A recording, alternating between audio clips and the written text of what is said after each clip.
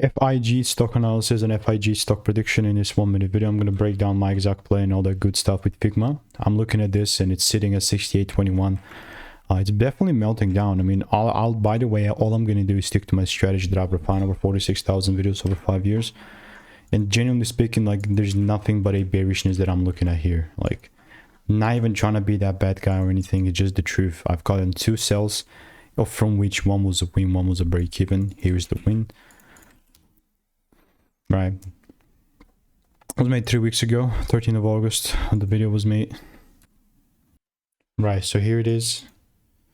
This is how it looked like. It was 88 at the time, whatever, 3 weeks ago. And now if you're looking at this thing, still a bearish market. Like, for me to be bullish, it just must break about 72 bucks. But it's just that, right? Like, it's not that I'm randomly gonna start selling or anything. It's just it is what it is, you know. And if there's not a double break, I'm not looking to sell. Very simple. I also have I believe a lot of receipts with Figma. Yeah, around 13. It's not small amount, but if you want to stay tuned, want to get free sauce, click the first link in the description. See you in the next